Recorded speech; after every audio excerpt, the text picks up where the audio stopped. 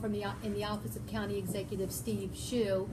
We're so thrilled to be here today with everyone on Facebook Live. I'm joined today with Jen and Brandon, who are both very young people working day to day to stay clean and healthy, and they're here to take your questions and share with us a little bit about their journeys. But before we begin, I'd really like to start with the program Not My Child.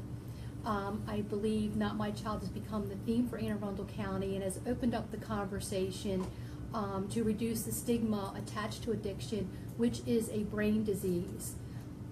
We've learned about the whys and the hows, and through the Office of County Executive Steve Shue and the Not My Child program, we're continuing the conversation on prevention with the goal, no new users.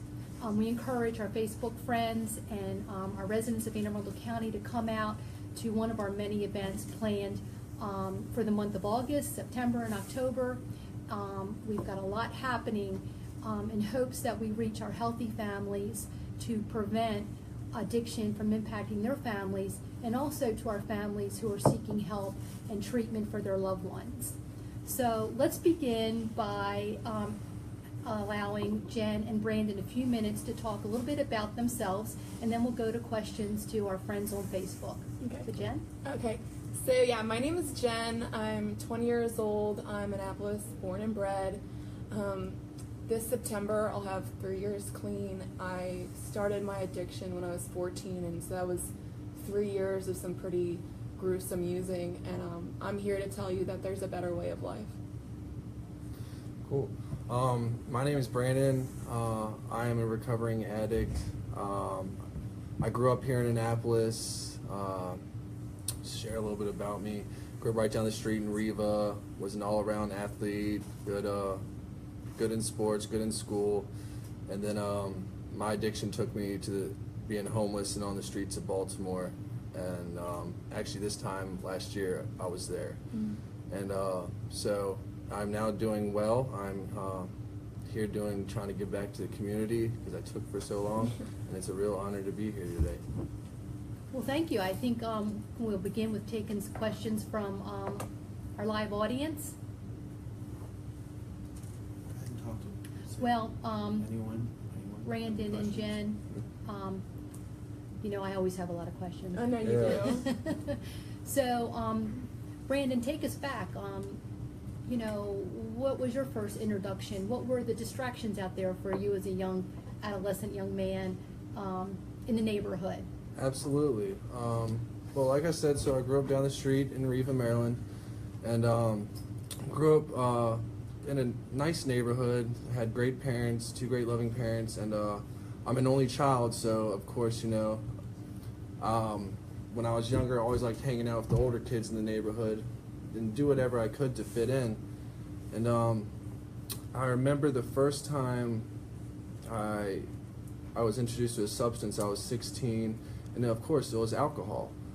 And I remember it like it was yesterday, and it was around Christmas time, and I didn't even know why I was doing it. I just did it because, you know, the other guys were doing it, and it was so gross. It was so nasty.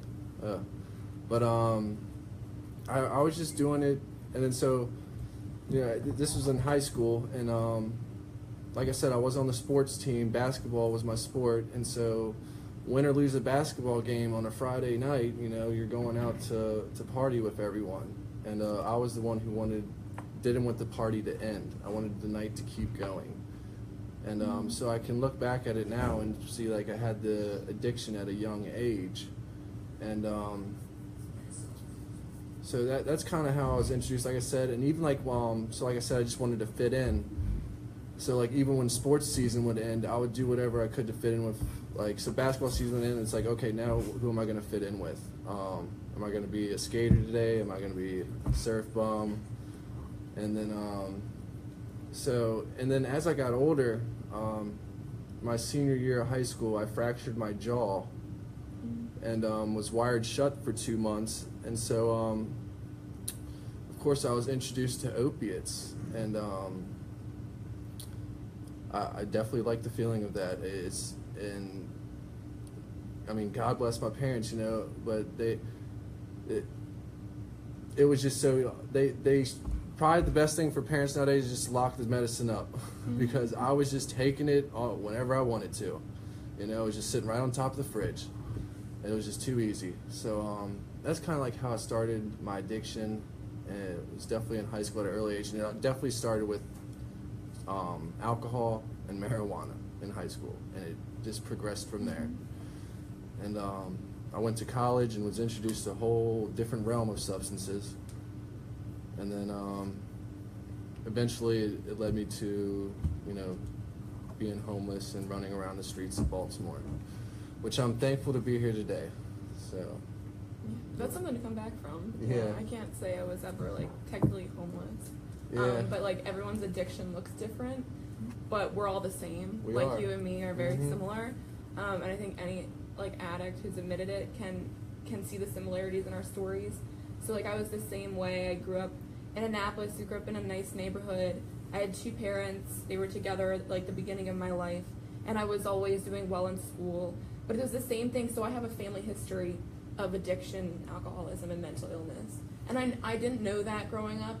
But if I had known earlier, I think things would have made sense. I always felt crazy, like I was just so different, and there was something wrong with me.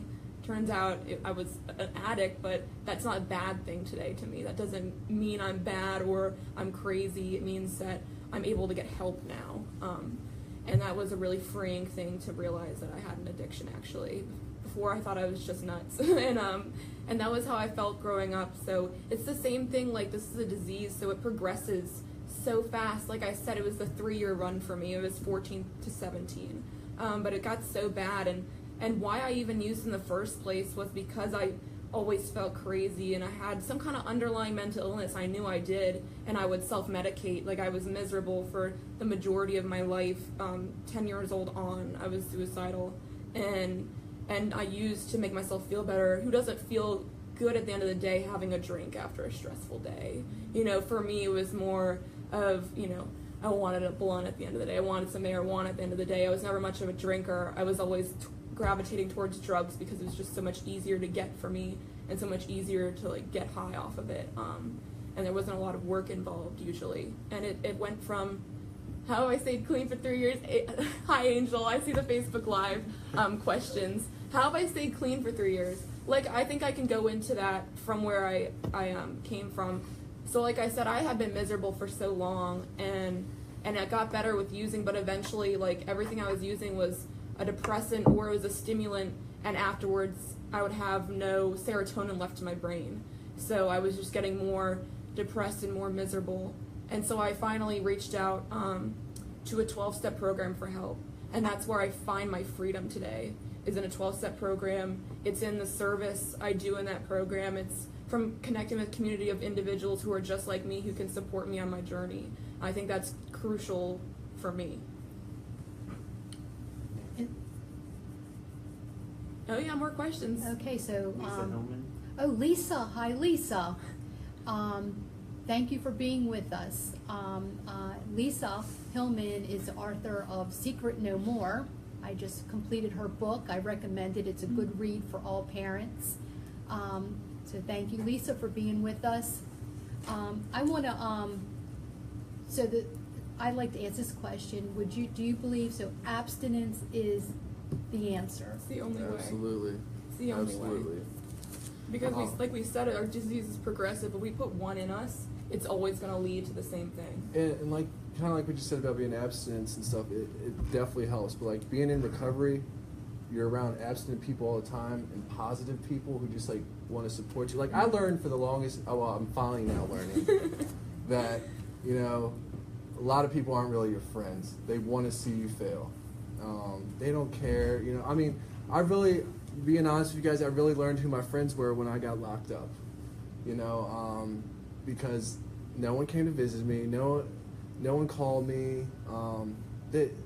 But as soon as the drugs and alcohol are gone, they're gone. As soon as the money's gone, they're gone. And but being in recovery around all these positive people, it just feels good, you know, like people who genuinely care about you, and just like I've been having a lot of fun in recovery. Me too. I really have. Me too. Unbelievable fun. Like, and it feels good to wake up every day and So healthy is good. Feeling, waking up Yeah. healthy every day. Yes. Yeah. Yes. Once you've been at like the place we've been, it's just anything is better than that, honestly. All right, so Loretta, thank you so much for doing this for us. Can you tell other young people how you have fun, clean, and sober? And you were just going just into that. I Go just ahead, talk talk about about that. Oh, you want me to talk about it? Yeah, I'll go into it afterwards. All right, I'll go ahead and start about it. So, like, having fun being clean and sober, it actually really isn't that hard. But it seemed hard at first. At first, you know it what I did seem mean? hard. Like, I remember in the beginning, like going out on the boat with my family and stuff. It's like, oh man, it's I want to have a drink, But I've actually had so much fun without it. I've gone fishing. I've gone to these cookouts that are sponsored by NA and AA meetings, and I go to these cookouts, and we do, like, there's a camping trip coming up. That looks pretty fun. And one thing that I gave up that I lost to my addiction. I mean, I didn't lose it, but I could still get it back. But I stopped playing basketball, and basketball was like my number one thing. And like as soon as I picked up the drugs, all that went out the window.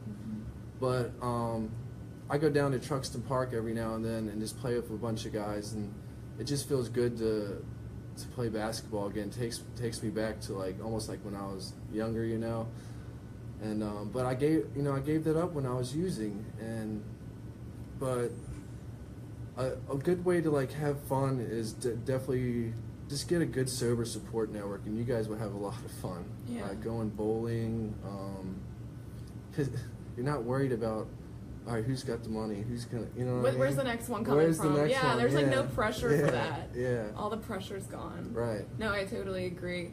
And for me, it all goes back to the community we've built in our fellowships. Like it comes down to the community, because it's all about who you surround yourself with. If I'm surrounded by positive people that are looking to have fun without a drink or a drug, like that's already a great situation. And like last week, went to a concert with a bunch of people in recovery.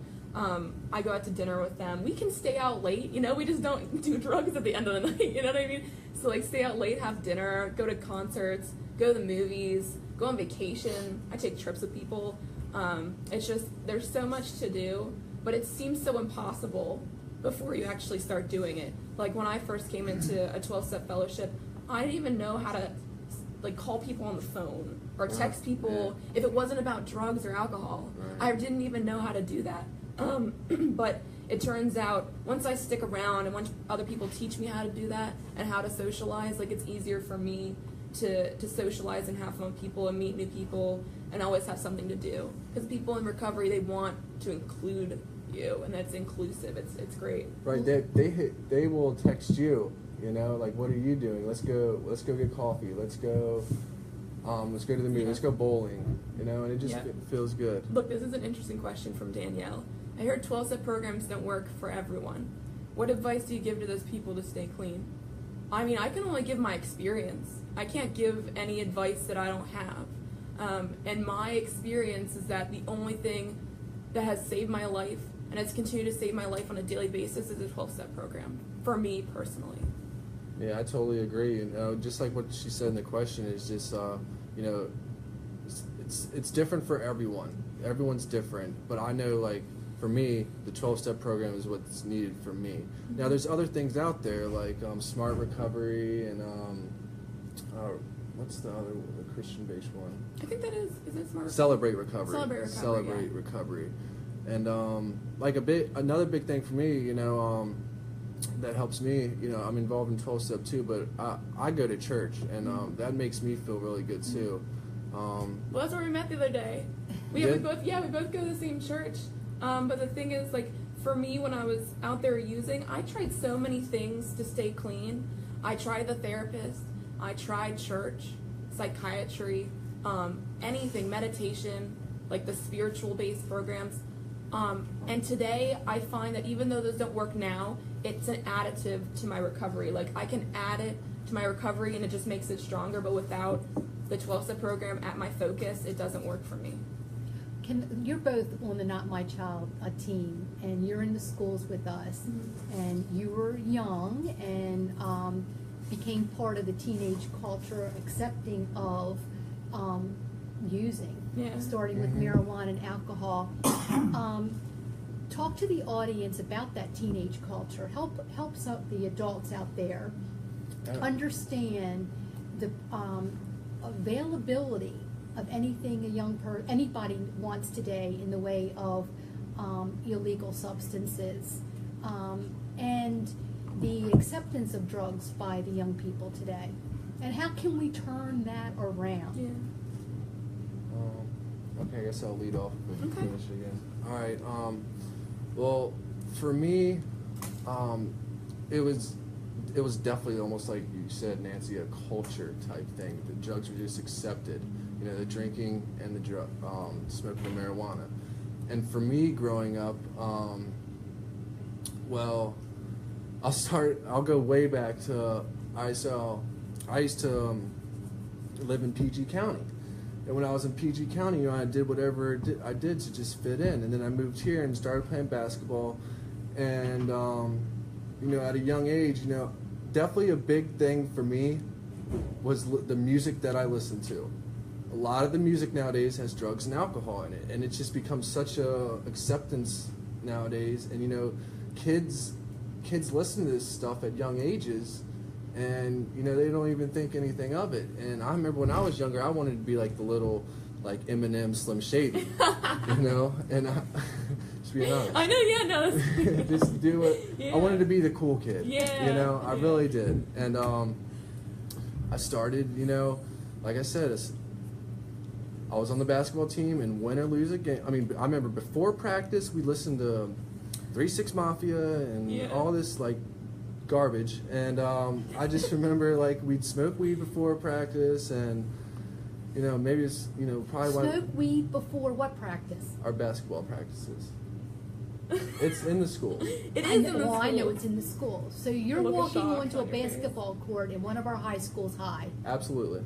I went to the school Okay. high all the time. Absolutely.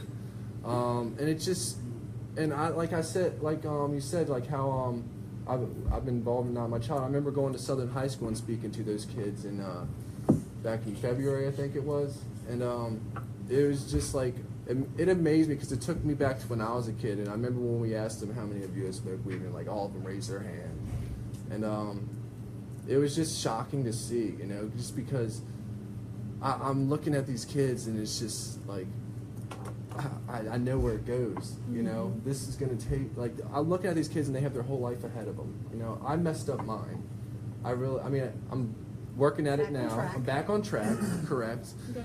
You know, and that kind of like leads me into the question. There are where- like lots of questions. Could we actually go down? Because it leads me into the question, Yeah, but down a little down. bit. People have been asking Yeah. questions. Right there. Okay, this is what I'd like to. Kelly's asking, do you believe that there is hope for any addict who struggles with substances? Yeah. Yeah. You I can think come big back. yay. Honey. You can Yeah. come Yes. back from anything. There is, yes. There is hope in recovery. There is. yes. And it goes back into how we were growing up. Like, we have all this pressure from society, right? And our own demons to fight, and our own shame and guilt, or whatever it is keeping us, you know, piling drugs and alcohol on top of our issues. But what recovery has given to me is a new perspective on my life and my problems, that I can come back from anything, that even no matter what happens, it'll be okay as long as I reach for recovery instead of a drug or a drink. And that's been my hope, that there is always hope in recovery, but there will never be hope for me in drinking or using drugs. So what are your ideas about Paul's and how you manage them? What does that mean? Yeah. Post-acute withdrawal. What? Post-acute withdrawal syndrome.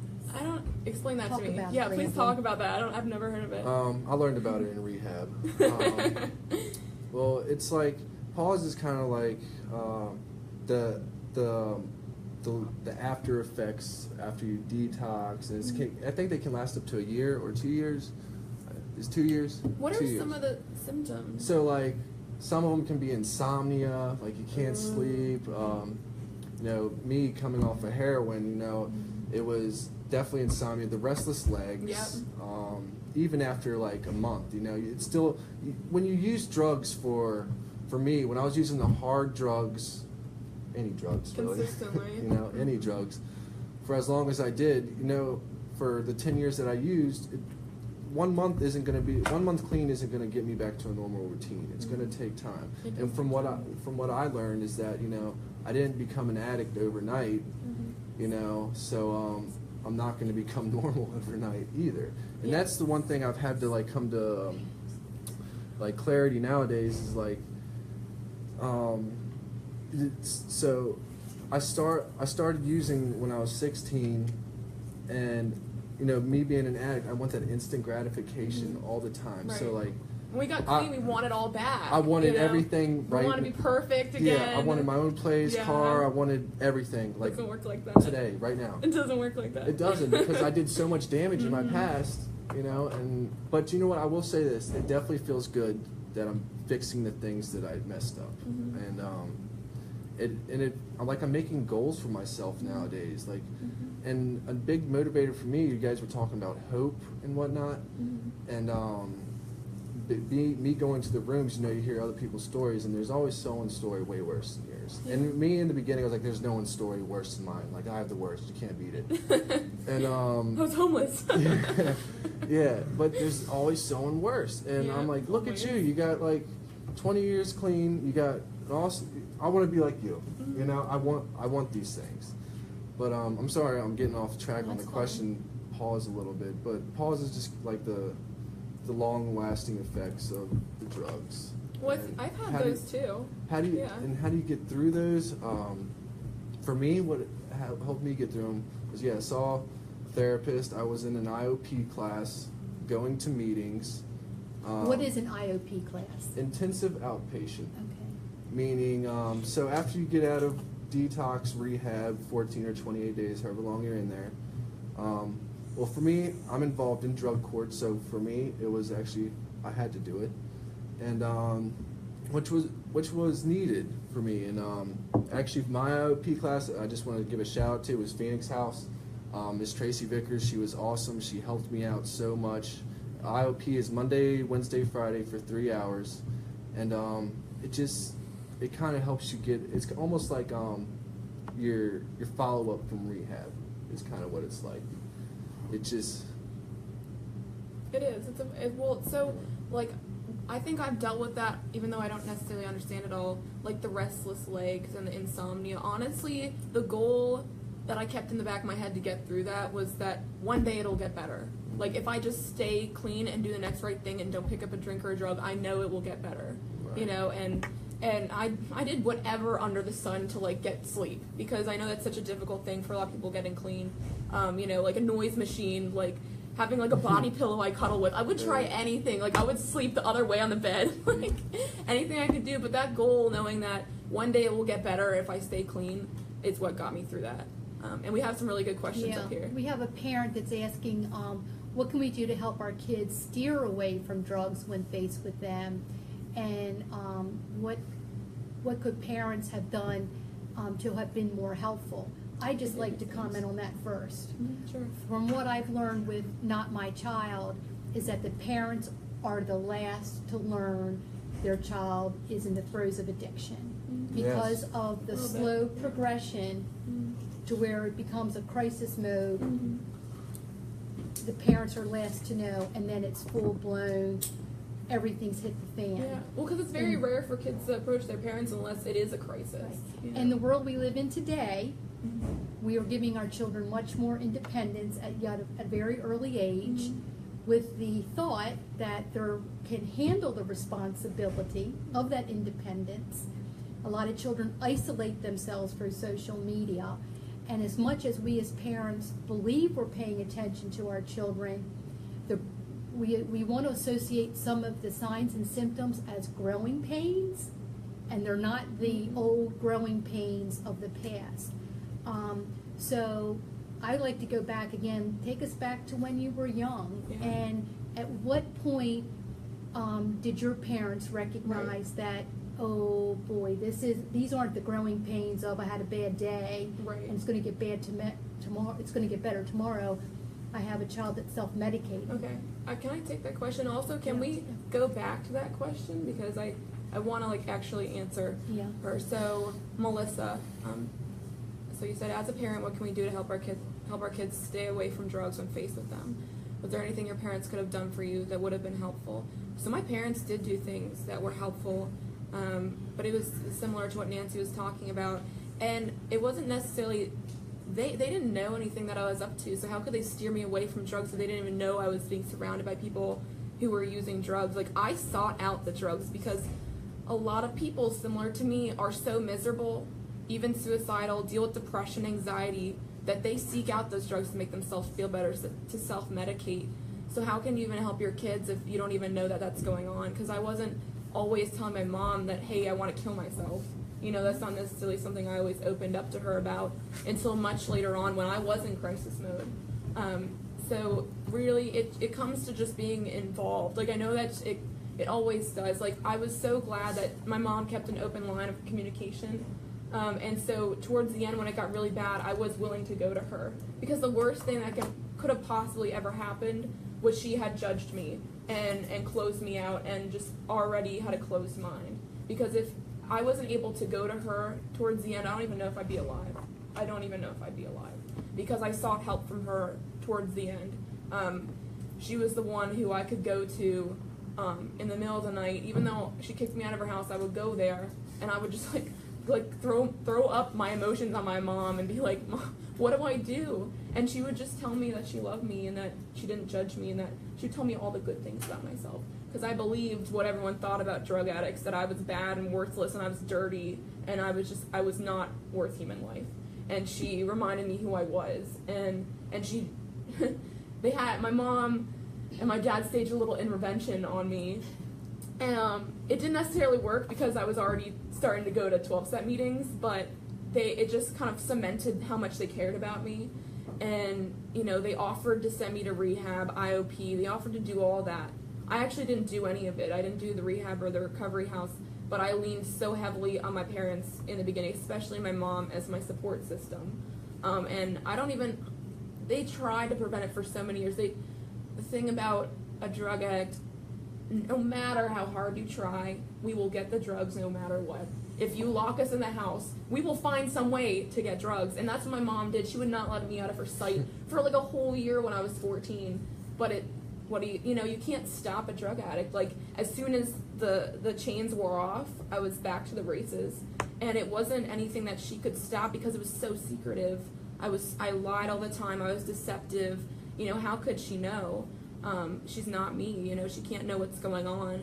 But honestly, like, just being loving from a distance when I didn't live with her and just being open and caring, like, that's honestly a part of why I'm here. And she really did help save my life. So Brandon, you just said that you've been started 10 years ago and that you walked onto the basketball court high. So apparently you kept this hidden from multiple people, including your parents, for a long time. Long time. And for me, like, you know, like I said, I'm an only child, so growing up, you know, my parents did give me a lot of independence, you know, and, you know, I guess they wanted to see me, you know, I mean, I could have done better in school, but I was maintaining decent grades. I was in AP classes and whatnot, but I could have excelled a lot more without the drugs and alcohol, I'm sure. I mean, I know I could have. Yeah, right. But, you know, I would kind of like isolate myself. My parents wouldn't even know. Or maybe they might have known, but they were just kind of like, all right, maybe, you know, he's going to school, he's, you know, playing basketball, he's, you know, he's doing okay, you know. And one thing I will definitely want to say is you definitely, for parents out there, definitely hide your medicine. Please hide your medicine. If you notice any of your medicine's gone, your child definitely has a problem. Get them help right away. Because that's where, you know, you guys post on the Anne Arundel County page, you know, denial is deadly, oxy today, heroin tomorrow, and it's so true. So true. So true. Well, it's just not locking up your medicines to protect your own children and your own family. It's preventing Community. theft from anybody walking into your Right. home. I was sitting with someone the other day who told me a story about entertaining family friends, and when they went into the medicine cabinet that night, her husband, all the medications were gone with the exception of one tablet, and they knew the people that they invited in their home for dinner that night. Wow. Yeah. So we know it's real, and the best thing to do for everyone involved is to keep medications locked up. So we, There's Miss, questions up Lois is asking, can either of you pinpoint the moment when you said to yourself, I'm going to do this drug? Was there a pivotal moment or a particular event that triggered that moment? Or was it a gradual, progressive, step-by-step into, I know for Brandon, Can I start? heroin? Can Sure, I start? go for it. Well, for me, definitely it was a a gradual. I didn't just like do weed and alcohol and then just do heroin. Never. Let's do heroin today. Yeah, I always told myself for the longest time, like, I'm not gonna do heroin. Never gonna do heroin. Oh, gross, nasty. But it did gradually progress. In high school it was the drinking and smoking weed. College was the ecstasy. Was tried a couple of hallucinogens, and then I tried Xanax a couple times, and then got a job as a bartender, and then there's a whole bunch of other drugs in there. Percocet came into play, and I mean, you really are dancing with the devil with these things. And then, like I said, I was never going to do heroin, so I lived downtown Annapolis, and I lived with 4 guys, and eventually we knew one of the guys in the house was doing something, but it was kind of like an out of sight, out of mind type of thing. At the time, it was just drinking and smoking weed still. That's all I was really doing. But it came down to a point where it was a snowstorm. This was 3 years ago. We had a snowstorm, and so we're snowed in the house, and of course we're drinking, right? And the guy who I was living with, he brought it out. He introduced me to the heroin. And then when I thought of heroin, I thought of needles, like, you know what I mean? But he's like, here, snort this. I'm like, what? You could snort heroin? Yeah. What? And without, like, of course I was already inebriated from the alcohol, so my thinking's not good. So I just went ahead and I did it, and then next thing you know, like, weekend later, I'm doing it again, and a couple days later I'm doing it again, then I'm just hooked. Okay, so I'm going to, because yesterday I was talking to someone who said heroin goes right to the soul, and so tell the difference about using opioids and heroin. Can you talk a little bit about that? Heroin. Well, I'm just saying, It's that for those people who out there are now managing an addiction, Right. because they have access to the opioids, Right. don't take that next step. Just don't Right, do it. because, well, everyone always says that, eventually those prescriptions or whatever you're on are going to get cut. And you're going to go to the next cheapest thing, which is heroin. It's cheaper, and the high is stronger, and it's deadlier now. Like, the crazy thing is, like, the heroin nowadays, you guys all seen it, all the deaths and overdoses. It's not heroin, and it's these kids in the basement mixing up chemicals. They don't even know what they're mixing, and people are dying from it. And like I said, so then I started doing heroin. I'm gonna go back to this. So I always said I wasn't gonna do heroin. Never say never, because it's gonna happen. I started doing heroin, started sniffing it, and then as I'm doing heroin, like sniffing heroin, I was like, I'm never gonna shoot it, never. 6 months later, I'm shooting it, and it just took me to dark places, and kind of like how you're talking about how your parents tried so hard to, like, they wanted. My mom and dad are here today, so they tried so hard with me. I hurt them so much, and they wanted to do the same thing. They wanted to just lock me in the basement. Yeah. And like you said, they would lock me in the house. Actually, they called my mom. She called herself the detox nanny for the longest time. And come in the frame. yeah, she was detox nanny, and even still, like, she thought I was good to go. Like, she was home, staying home from work, making sure I was, like, as I'm, like, suffering through withdrawals, I would still find a way. I would still find a way to sneak out. Yeah. It's crazy, because, like, me being in recovery now, they always say, like, I did whatever it took to get the drug. Well, take that same chase towards your recovery, and that's kind of like what I'm doing nowadays, and it definitely helps out a lot. Yeah, it does. So Sandy's asking for the adult that's now in recovery, huh? Hey, Hi, Sandy. Hi, Sandy. We all love Sandy. We all love Sandy. Sandy's a big contributor to the Not My Child conversation.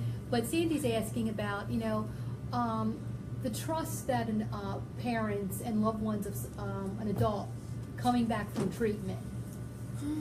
Oh man. Talk about you Go on. just returning back home Right. following treatment. What do you say to the families about the relationship now with their adult child? Right. Well, for me, I have never been a family member of somebody who's come back from rehab, but I know what I saw my family go through. And I didn't get the trust back from my own father for like a year and a half after I got clean. Even though I was doing everything right, doing the next right thing, respecting him, respecting his rules, living under his house, he did not trust me fully. And that's okay. I stuck with it, and now we have that full trust back, if not more. And I just have, it's going to be a long road. But would you say to a mom and dad, just take a step back, give your son, daughter some space? What would you recommend? Well, I would ask where they're going. In the evening, my mom would ask me where I'm going. And I would tell her, I'm going to this meeting at this time, this place with these people. I know people can, lie about that, but it was especially important to my mom to just know where I was. For so many years, she did not know where I was. And just starting to tell her things, she gained that trust back within a year, because I would always tell her where I was going. I ended up going back to live with her, and, I would be constantly in the living room talking to her. I wouldn't isolate. I would be present in my family's life, because it's very hard for a using addict to be present. So I'd be present, and I would communicate all the time, even if I didn't want to, even if I was insulted if she asked me where I was going. You should trust me already. No, they shouldn't. You shouldn't trust your family who's using already. It's a long process of trust. So the communication and the physical presence is so important. Well, then switch it back to you're the family Right. trying to help someone that's in the throes of addiction that's not asking for help yet, hasn't asked for help. Talk to those families. What recommendations do you say to them? Would you say take a stand back and let your child fall and let them fall hard? My Absolutely. dad took that approach. He gave me full reins because he knew it could go one of two ways. I would get to that point of despair and desolation and try to save my own life, or I would just go deeper and deeper like I was always going to do. He gave me the choice, and I chose life in the end. But if he had tried to control my using, it would just have made it that much harder to get to my bottom. It really would. And it's like an addict's journey stops when we start digging. We stop digging, and there was a point where I was so miserable, and I got myself there, and I had to see that I had gotten myself to that point. Nobody else was involved in that but me. Did any of your family members participate with AlAnon? Yes. Absolutely. I hear wonderful, Yes. wonderful things, and maybe Gosh, it's so through great. Not My Child, we need to be promoting AlAnon more. So the loved ones of those in experiencing the addiction know how to manage themselves and how to take care of themselves, Yep. so that they can help. Me and Brandon we just talked about that, how our parents become fully devoted to our addiction. Oh, yeah. We'll stay at home, 24/7. literally do anything to save us. I'm just gonna say this out. Because they love you. Yes, I know. exactly. Actually, no, it's It's- wild. So I'll call my mom, right, and be like, good night and everything, and I'll be like, "What's Dad doing?" "Oh, nothing. Dad's just laying in bed watching, Intervention, Drugs Inc. Just learning Yes. about, and Yeah. but I'm gonna kind of talk to kind of Sure, the go. question with when did you hit rock bottom? And it was kind of like with my parents tried to help so much in the beginning. But yes, they eventually just had to lock the door, Brandon, you gotta go. They, as my dad would say, we're done enabling you. Yeah. And it's so true, because I just. Well, it was so man. unhealthy for so long how involved parents can get with our addiction. At some point, if they want to live their own lives and be happy, they have to take a step back from our addiction. That's what my mom had to do. She started going to AlAnon when it got really bad for me and she thought I was going to die. She went to AlAnon because it was the only way that she could continue living if I died. I remember my mom telling me, that her and my dad would wake up every morning. Dad would be watching WJZ 13 News, see if any deaths, thinking of me, and then he would call the Baltimore City morgue. Goodness. Just because they wanted a sense of clarity, just kind of like, he's done, you know. I mean, I drugged them out so, I can't imagine. I don't have a kid yet, but I know I'm gonna be hard on my kids, so, you know. And but I think nowadays, like, I put them through a lot, you know. I can't imagine being in their shoes and having their only child go through this and see them. I'll never forget. I share this all the time. One of my last days, kind of like the rock bottom, was September 10th of last year. And here I am on the corner of Broadway and Orleans, holding my sign. And I don't know how Mom finds me, but she does. What do you mean holding your sign? Like a homeless Panhandling. sign. Oh, that kind of sign. Yeah. Okay. Yep, holding the sign, panhandling. And I don't know how Mom does it, but she would have this mom radar, and she found me on the corner, standing there, and she says, "Brandon, get in the car." And, you know, I'm just like, "No, I'm not." And she's like, "I just want to take you to get something to eat." And, like, I can't imagine, you know, I remember that day like it was yesterday. She took me to Burger King right by Dunbar, and she just, you know, started crying. And the next day, you know, I was just kind of like, I knew I was done. I was just kind of like, this is going to be my life. This is going to be my life. I was just kind of like in shock that morning. Like, what am I doing? Because I was so deep into my addiction that I didn't even care. Like, I was sleeping in abandoned houses and robbing and stealing, and I just did not care who I hurt. And like when it came to my parents in the beginning, like, if they got in my way, boy, it was not. My dad calls me the exorcist. I think I got that one too. We've got a few questions targeting the community. How can the community help people in recovery? And I know through Not My Child, you know, we talk about reducing stigma. Yeah. Folks understanding how to use Narcan, because any one of us could come across someone that's overdosing, and we need to be prepared to respond to save that life. But you know, because we all know the drugs are in all the communities. This does not discriminate. So as a community as a whole, what would you recommend that the community's participation with this crisis? I mean, Talk that's about a it. hard. I want to talk. How about that's a hard education? question. Education. Well, you know, it's a lot of people don't understand that this is a disease, and I can even say that right now. And there are people probably watching who are like, "This isn't a disease. These are bad people. You did bad things, and hey, now you turned your life around. Good for you."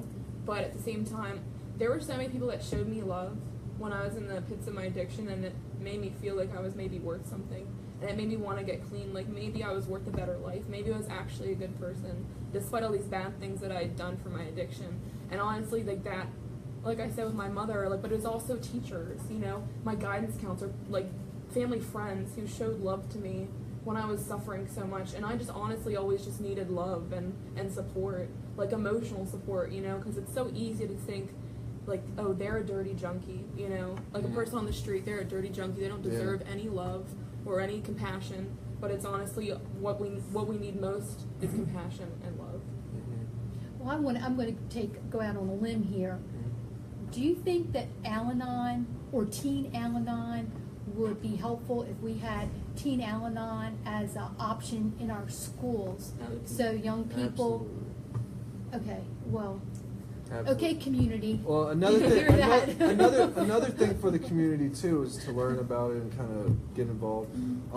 I got involved in the ASAP, Annapolis Substance Abuse Prevention, and then they have like one in every county. So I think there's Northern Lights, there's ASAP, and Western County. right, and so that definitely South County Bridges, if we're going to name them all. Right. I don't know them all, but they're out there, you know. And I'm involved in the ASAP one, Right. and speaking of that, that was actually pretty cool. So when I went to my first one, I was like, it was at the police department here in Annapolis, and it was like, I walked through the front door of the police department. I'm like, wow, that's pretty cool. You know, I'm walking through the front door and walking back out the front door.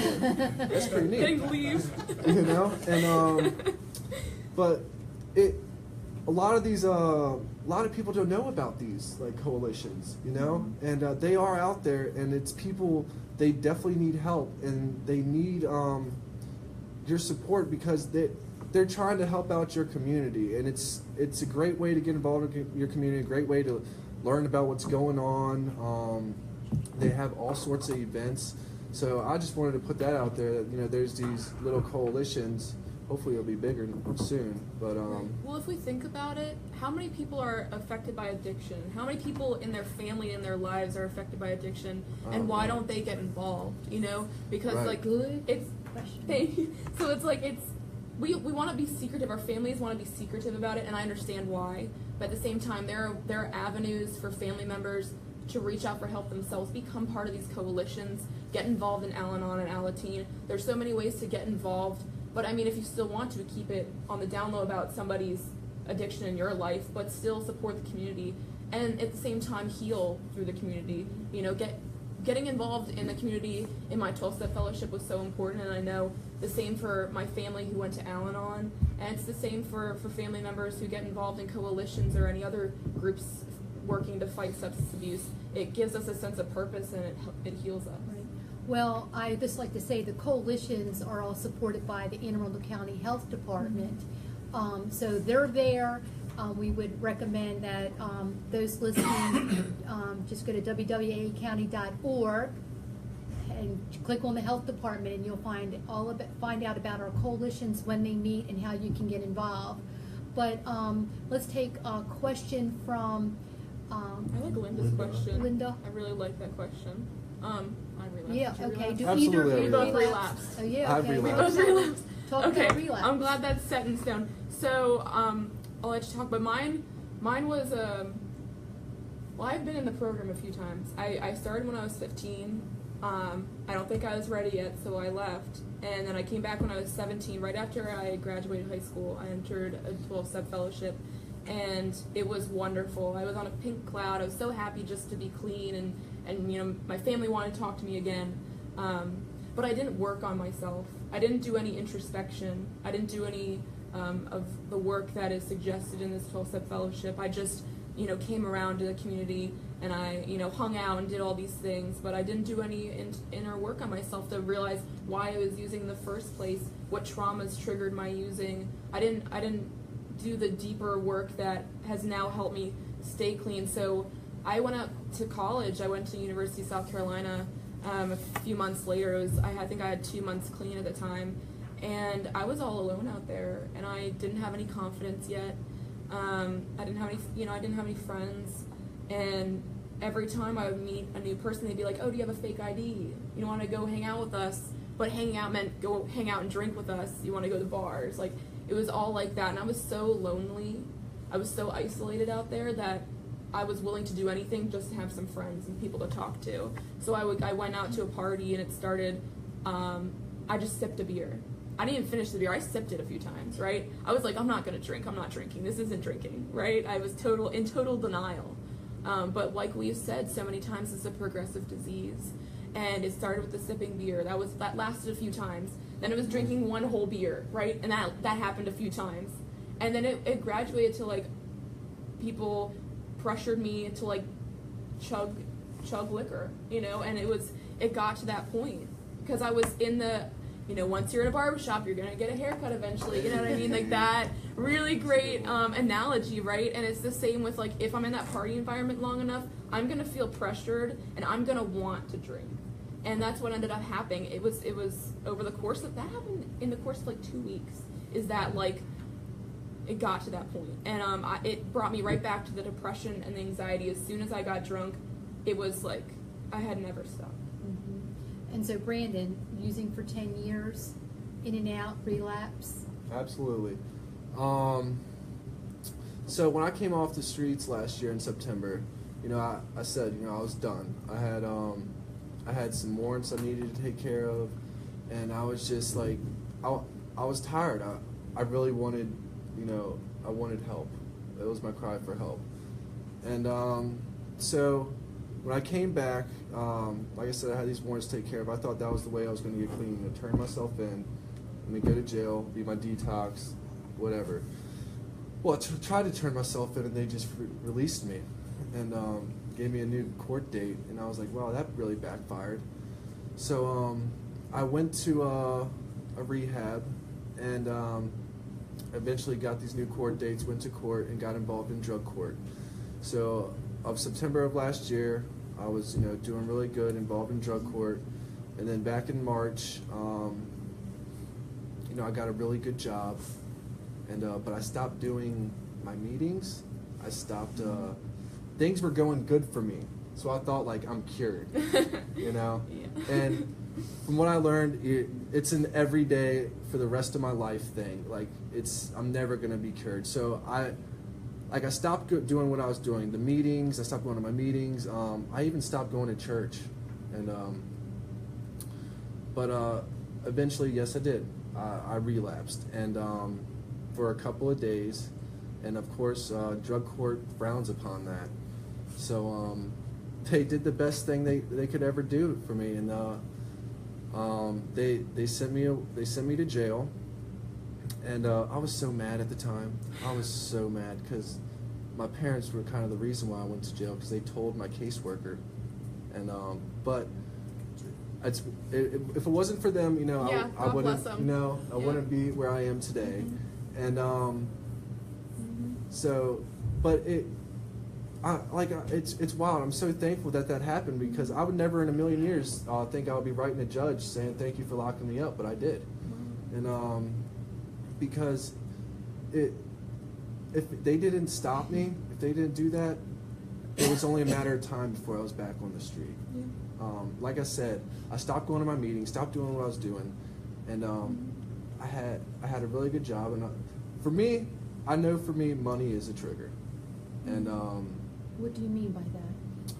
meaning like I have a good amount of money. Let's go buy some drugs. What's like $40 gonna hurt? Yeah.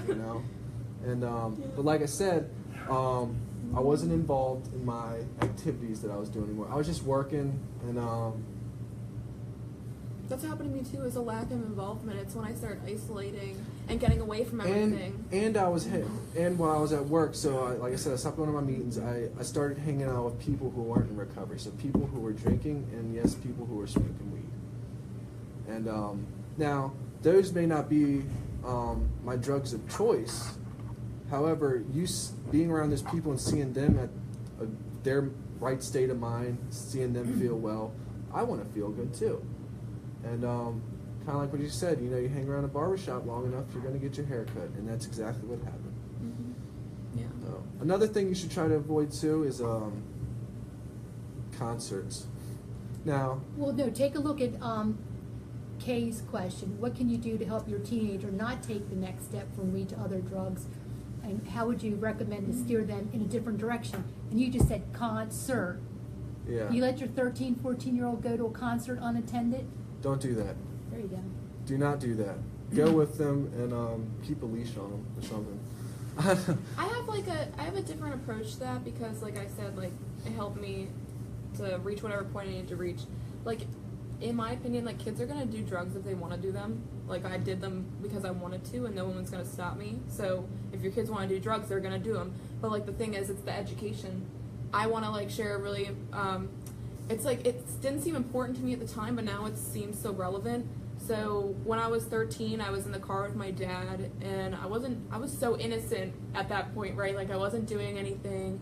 I was always staying at home with my parents, and so it was so random when he brought up heroin and prescription pills, and he was saying, I had a lot of friends die from heroin and prescription pill overdoses, and never do them. You can die, you will die. And so when I was at that age, when I started to think of all these different drugs I could try and all the drugs my friends were doing, I remembered what he said, and I didn't do it. When I started thinking that heroin was a good idea because I was using all these other drugs and I was still high on them at the time, I remembered what he said, and I didn't want to do them. I was like, my dad told me not to do that, and I think there's a point to that, And it's the same thing with any other drugs. Like, educate your kids on what can happen. Like, you know, if he had told me all the things that ecstasy would have done to me, I wouldn't have tried it. Like, when I was doing like Molly and cocaine and ecstasy on the regular, I didn't know how awful it would make me feel.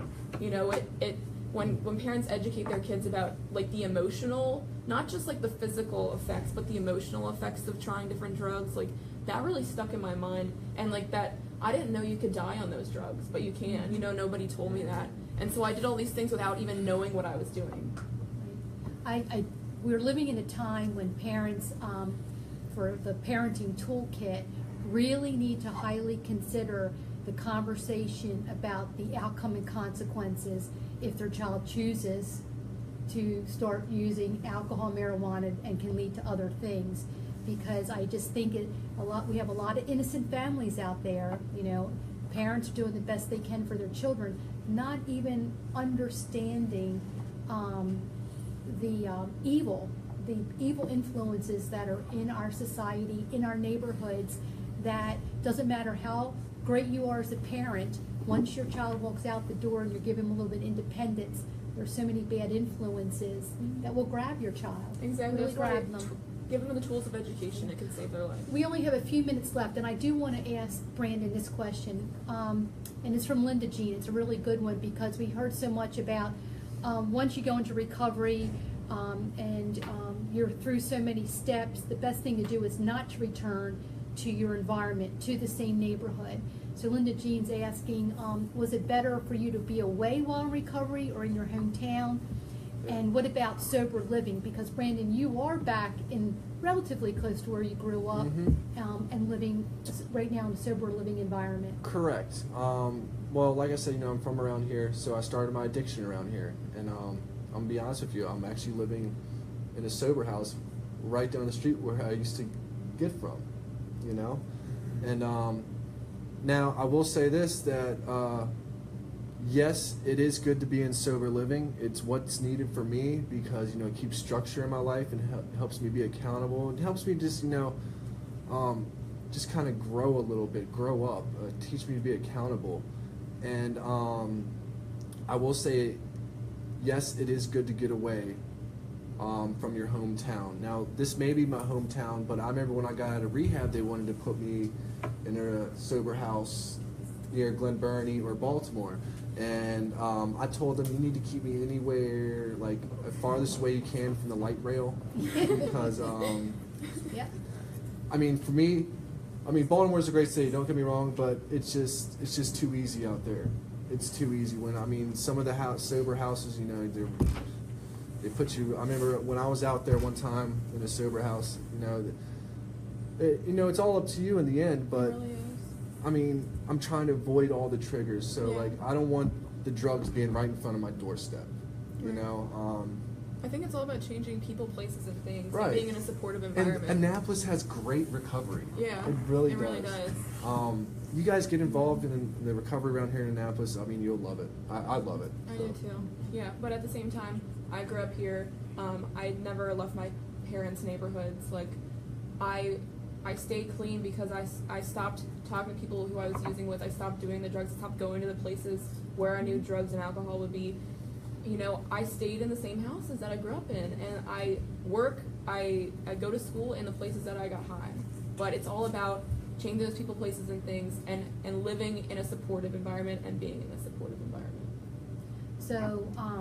So would you say the words maturity and purpose have a lot to do with success in recovery? You want to answer that? Because remember, you started young. You really, I will say, you really didn't know any better. You're invincible when you're 13, 14, 15 years old. Right. You know, it might hurt the next person. It's not going to hurt me. You know, you couldn't think about 5 years down the road, let alone the next week. So now, looking back, you know, you're young adults, you know, 24, 25, 26 years old. Would you say now, with maturity, you've grown up, and the word purpose, everybody needs purpose. We all need a reason to wake up and feel like we're loved and we're going to give love back. Well, I find purpose in the work that I do with the county executive's office, And the only reason I'm matured is because I've stayed in recovery. So I entered recovery when I was 17, and I've stayed clean this long. I'm 20 years old now. I've grown into a woman because of recovery and the people I've surrounded myself with. And I've reached this point where I'm able to give back with the county executive's office and through Not My Child. And that truly gives me a purpose, because a phrase we have is a grateful addict never uses. And I'm grateful every time that I walk into a high school and am able to share my story, because I remember how miserable I used to be, and it makes me so grateful that I'm at the point where I am now. Well, Jen and Brandon, thank you so much for being with us today. Thank you. And thank you to all our Facebook Live Yes, friends. thank you guys. Thank you. Thank you for participating in our first session. Stay tuned, there's more to come.